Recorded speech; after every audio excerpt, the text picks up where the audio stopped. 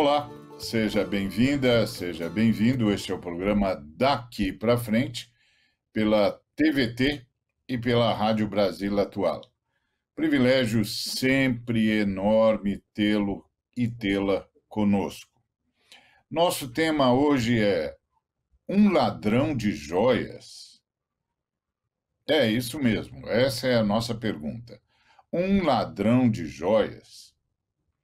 Eu me lembro de um texto nas Escrituras, no livro de Pedro, a primeira carta de Pedro, no capítulo de número 4, e o verso é o de número 15, que diz assim: Não sofra, porém, nenhum de vós como assassino, ou ladrão, ou malfeitor, ou como quem se intromete em negócios de outrem.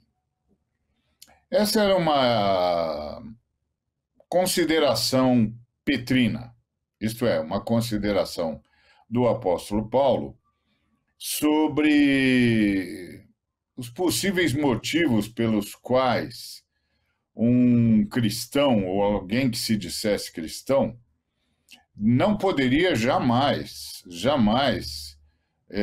ser perseguido. Uma fama que alguém que se dissesse cristão, seguidor de Jesus de Nazaré, jamais deveria ter sobre si, ou a partir de si, a fama de assassino, ou ladrão, ou malfeitor, ou de alguém que se intromete em negócios de outrem. Essa era a fala do Pedro. Era uma época difícil para a vida cristã, para a fé cristã. Muitos cristãos estavam sendo perseguidos. A fé cristã era um movimento extremamente novo, muito recente, um fenômeno mundial, ou que se tornaria mundial, mas ainda bastante incipiente. E uma das ênfases mais fortes dentro da fé cristã era o testemunho, ou seja, a imagem que você passa de si e de sua fé. E isso para os apóstolos era muito caro. Qual a imagem que você está projetando de si e de sua fé? Por quê? Porque o sofrimento parecia ser inevitável, havia, por parte do Império Romano, uma recusa em admitir a mensagem do Cristo, uma recusa em admitir o Cristo como Deus, uma recusa de admitir o Cristo como Rei do reino de Deus, uma recusa em reconhecer um movimento que pautava pela informação absolutamente prioritária de que havia um novo rei, que o seu nome era Jesus, e que ele era o rei do chamado Reino de Deus, uma realidade espiritual que se manifestava, então, no mundo, chamando homens e mulheres a uma mudança radical de vida e uma mudança radical de sociedade. Uma busca incessante pela justiça, pela igualdade e um novo padrão de humanidade, tendo Jesus de Nazaré como o modelo por excelência do que significa ser gente. E, claro, o Império Romano profundamente injusto, profundamente maligno, profundamente violento, não conseguia admitir o surgimento de um modelo de paz, um modelo pacifista, mas um modelo que exigia conversão, mudança de vida, mudança de postura e, principalmente, mudança de sociedade, um movimento de humanização antes e acima de tudo. E, claro, os apóstolos bastante sensíveis a esse tema de uma nova humanidade, de uma nova sociedade, de uma nova forma de ser gente, de uma nova forma de viver como gente, insistiam com os seus recentes fiéis, ou seja, os mais novos seguidores de Jesus Cristo, eles que tinham passado 3 anos ouvindo Jesus Cristo e que chegaram então a perceber que estavam diante do Deus encarnado. Eles então começam, a partir da ressurreição de Jesus e da chegada do Espírito Santo, a terceira pessoa da Trindade, a proclamar uma nova realidade para o mundo, uma realidade de busca de igualdade, de justiça, de comunhão, de verdade, de distribuição de tudo e de todos para todo mundo. Então, uma distribuição de bens, uma distribuição de renda, de terras para todos, para o benefício de todos, uma nova sociedade, uma sociedade de comuns, uma sociedade de iguais, uma sociedade de fraternos, de fraternidade, de sororidade, uma sociedade de iguais, uma redefinição do significado de humanidade, o fim de toda a relação tóxica, o fim da classificação de homens entre servos e escravos, livres e escravos, mas sim uma nova classificação de seres humanos, de irmãos e irmãs, todos iguais perante Deus, todos iguais perante o Criador, todos iguais perante a lei, e uma lei que garantisse, portanto, a igualdade e a isonomia entre todos os seres humanos. Então, nessa campanha de construir uma nova civilização humana, uma nova civilidade, uma nova sociedade, uma nova cidade, um novo cidadão, um novo ser humano, uma nova ser humano, os apóstolos eram ciosos da qualidade de vida que alguém que se dissesse cristão, que se dissesse adepto desta nova realidade que se insinuava no universo, que se insinuava no planeta, que se insinuava na sociedade, ainda de âmbito restrito, mas que teria o mundo como sua colheita, como seu alvo, como seu objetivo, e que um dia certamente mudaria concepções sobre o ser humano, sobre a sociedade, sobre a justiça, sobre a verdade.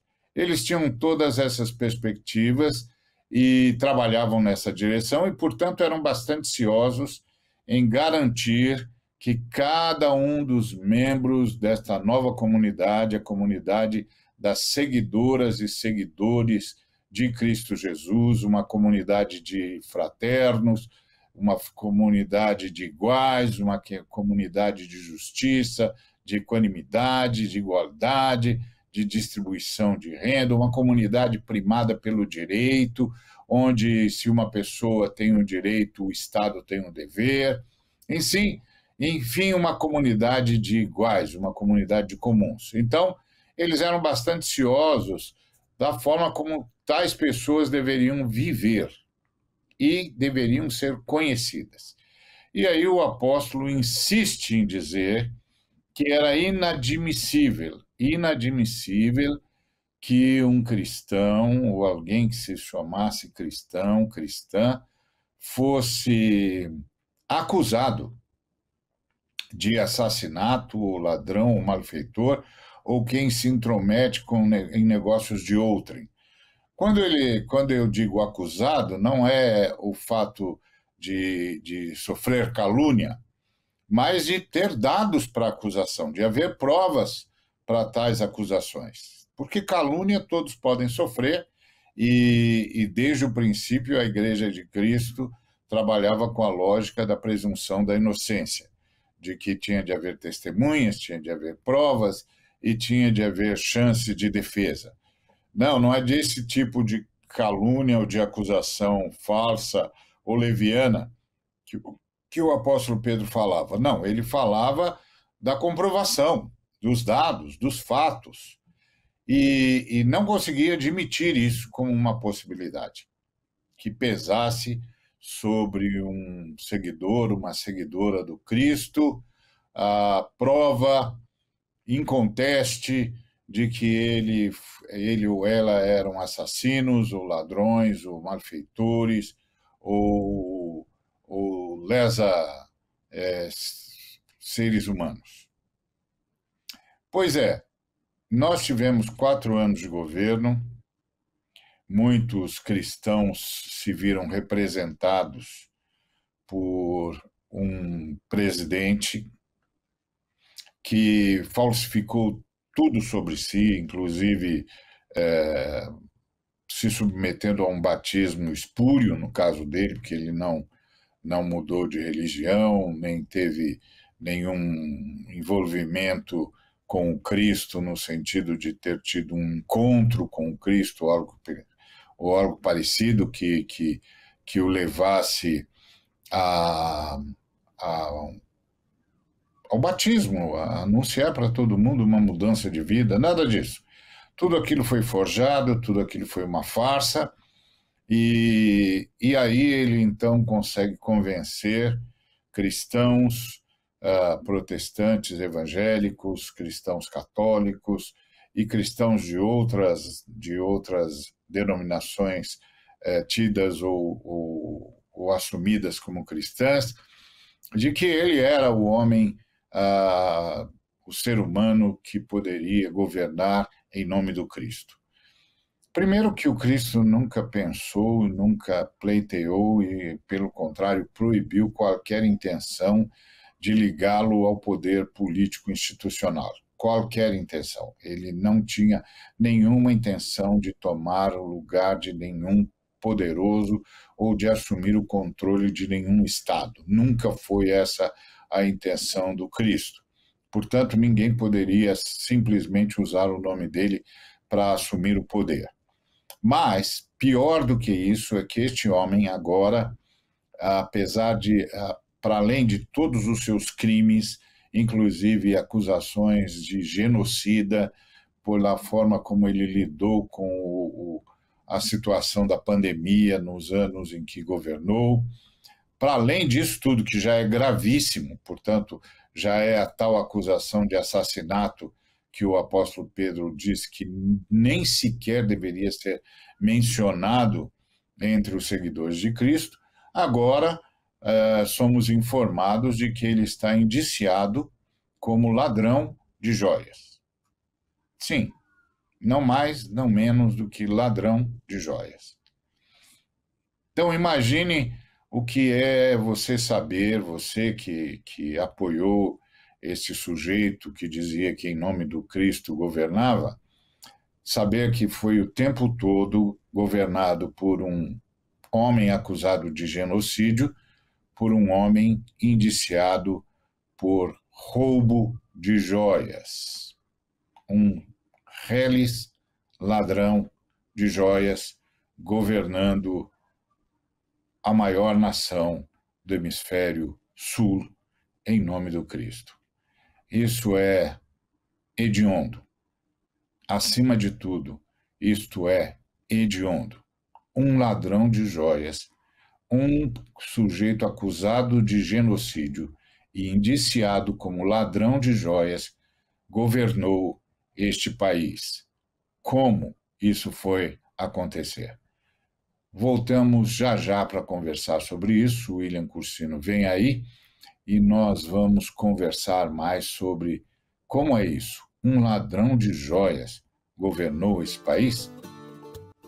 Fica com a gente.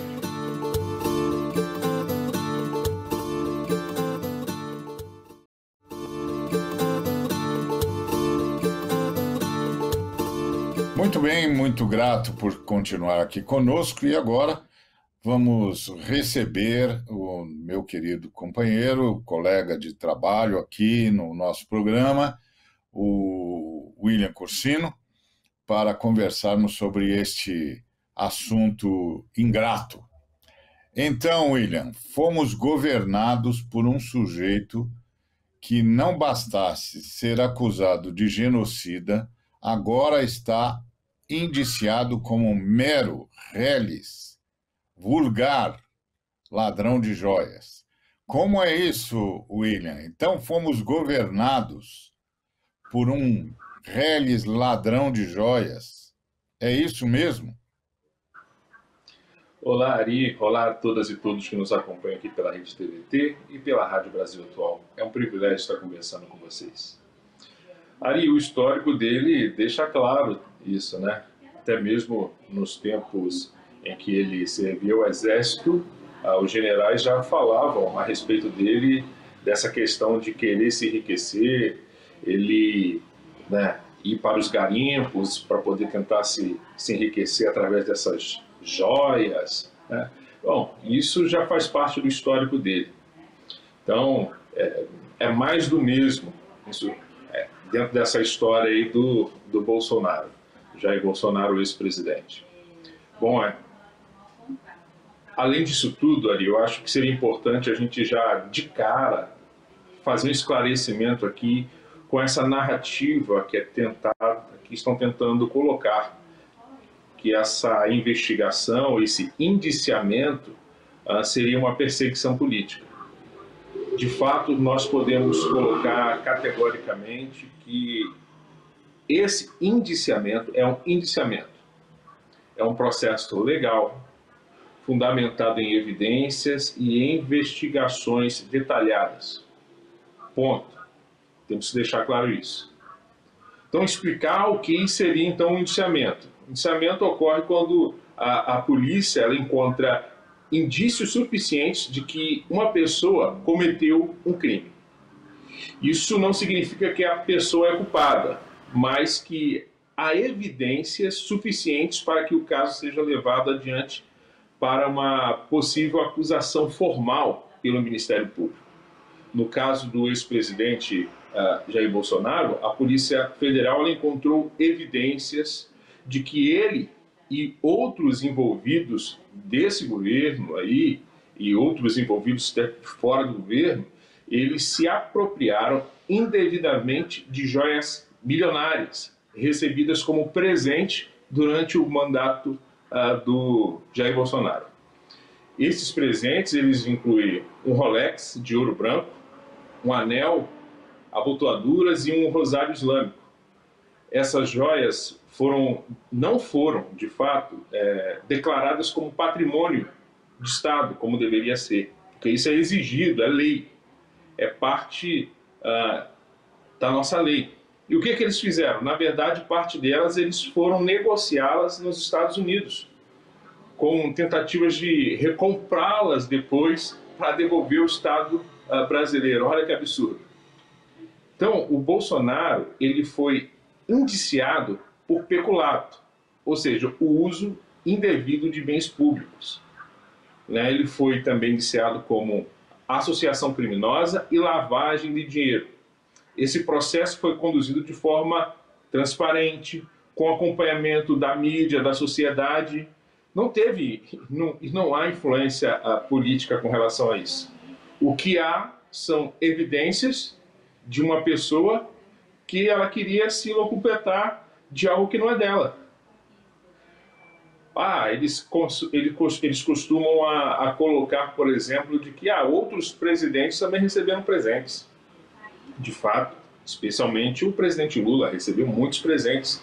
Agora, esses presentes que o Lula recebeu, entre outras coisas, eles foram, inclusive, alvos do TCU. O Lula também foi investigado. Ele teve que devolver alguns presentes recebidos durante o seu mandato, conforme o TCU, mostrando que o sistema judiciário brasileiro ele atua de forma imparcial. Agora, a maioria desses presentes que o Lula recebeu estava de acordo com o que é chamado personalíssimo. Não tinha joias de milhares de dólares, Rolex, não tinha nada disso. Eram presentes normais que eles recebiam. Nenhum presidente antes de Bolsonaro havia recebido um presente milionário. Não houve isso antes na história desse país. Então, o que ocorre é o seguinte, que presentes recebidos devem ser declarados como patrimônios do Estado. Isso é exigido por lei para garantir transparência e evitar o uso indevido de bens públicos. Presentes de alto valor, como esse aí de joias, de Rolex, de valores milionários, ou que representam o Estado, eles devem ser incorporados ao patrimônio público e não podem ser usados para fins pessoais. Os presidentes têm a responsabilidade de garantir que todos os presentes recebidos sejam devidamente registrados e tratados conforme a legislação.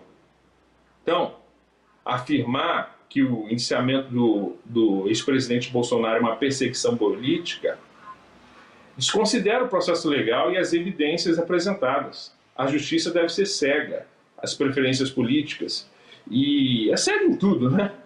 Ela tem que ser focada na verdade, na integridade. Então a gente deve apoiar um sistema de justiça que trate todos de maneira igual, garantindo que a lei seja aplicada de forma justa e imparcial, como está sendo. Então, meu irmão, minha irmã, o indiciamento do ex-presidente pela Polícia Federal, no caso das joias sauditas, é baseado em evidências e segue um processo legal. Não é uma perseguição política, mas um esforço para garantir que a justiça seja feita. Então, como cristãos, nós devemos apoiar a justiça e deixar claro que é algo legal que está acontecendo. É algo legal que está acontecendo. E que, de fato, essa perseguição, aliás, como que tudo isso que está acontecendo com Jair Bolsonaro não é uma perseguição, como foi citado em 1 Pedro 4,15. Não é uma perseguição, mas, de fato, é porque ele se meteu em negócios alheios, como está descrito em 1 Pedro 4,15. Exatamente, esse é o problema.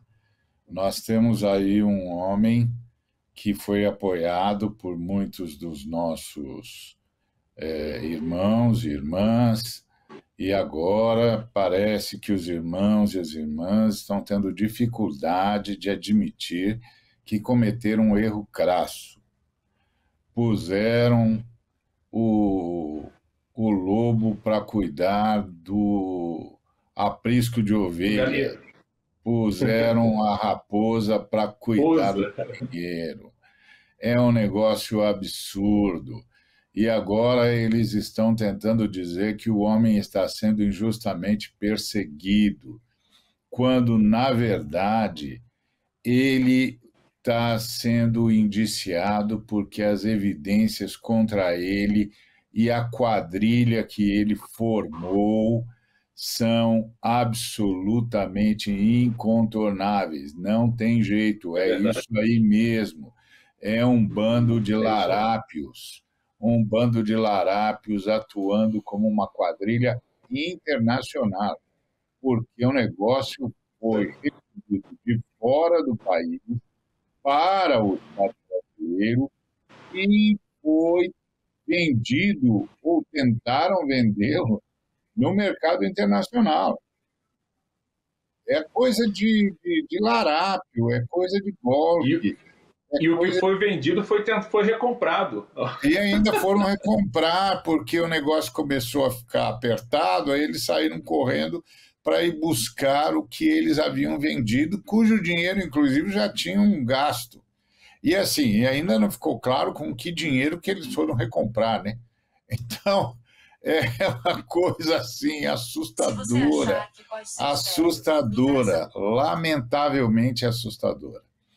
E nós não podemos ficar tentando salvar o que está posto a olhos nus. Não pode tentar salvar um negócio desse. Foi indiciado, responda. Não é isso? Exatamente. Exatamente. Inclusive, Ari, tudo indica, né, pelas investigações, conforme o que parece, e está nas notícias, é que ele queria garantir a estada dele nos Estados Unidos com esses valores. por isso que ele foi para lá. Esses valores seriam para isso, né? Para manter a ele, a família lá nos Estados Unidos. E outra coisa, não cola essa questão de querer colocar, mas o Lula recebeu presentes, e outros presidentes também. Mas nós nunca vimos um presidente tentar vender um presente que ele recebeu. E um presente que recebeu no valor de milhares de reais, milhares até de dólares. De Nós não dólares, vimos isso na história desse de país. dólares, exatamente. Exatamente. Milhares, quando não milhões, né? Porque Isso aí. ele antes tentou vender aqueles colares majestosos lá que foram presenteados ao Brasil, né, ao Estado brasileiro. Engraçado, no tempo da ditadura, a gente teve um ministro que foi acusado de tráfico de diamantes. E o pessoal brincava que o ministro, enquanto mesmo de férias, carregava pedra. Então, só que eram pedras que ele contrabandeava, ou pelo menos essa era a acusação de que ele contrabandeava diamantes. Agora, a gente mudou o patamar. Ao invés de ter tido um ministro que carregava pedra, agora a gente tem um presidente que carregava joias, contrabandeando joias. Isso é um negócio impressionante, né? É impressionante. Meu Deus do céu. E você pensa nos evangélicos que apoiaram esse sujeito, o mitificaram, e agora se dão conta de que mitificaram apenas e tão somente um reles ladrão de joias. Isso sem contar o fato de que a acusação maior sobre ele, que ainda não foi investigada a contento, as duas maiores investigações que ainda não foram investigadas a contento, é de genocida e de golpista, né? De tentativa de golpe de Estado. Então, agora, não bastasse isso... Também. E tem outras menores. Como a questão da ABIN e tudo mais. Tem a ABIN paralela também, que ele simplesmente transformou numa organização tipo Gestapo, não é isso? Tipo SS Gestapo dos nazistas. Exatamente, boa. Para fazer uma investigação, inclusive de autoridades secreta, né? Investigação secreta, investigação com fins absolutamente espúrios e escusos, né? E a acusação é que é para defender o filho, não é? Acusado de desvio de dinheiro público, uma delas. Acusado, entre outras coisas, de desvio de dinheiro público. Aliás, dinheiro não é o problema para essa família, porque eu soube que um dos meninos comprou mansões pagando 3,4 milhões de reais a cada mês. Eu não conseguiria jamais pagar uma prestação dessa, William. Você conseguiria? Ainda mais... Não, e outra coisa, né? Praticamente ele comprou uma mansão pela metade do preço. Olha, pela metade do preço e ainda pagou... E a metade do preço eram prestações de 3,4 milhões de dólares. Olha, se você, meu irmão, minha irmã, não se incomoda com isso, não se indigna com isso, não olha para esse quadro com um verdadeiro nojo cívico, tem um problema com você. Nós não podemos ficar impassíveis diante disso. Reagir a isso, denunciar isso e exigir que isso seja levado às últimas consequências nos tribunais é dever meu e seu daqui para frente.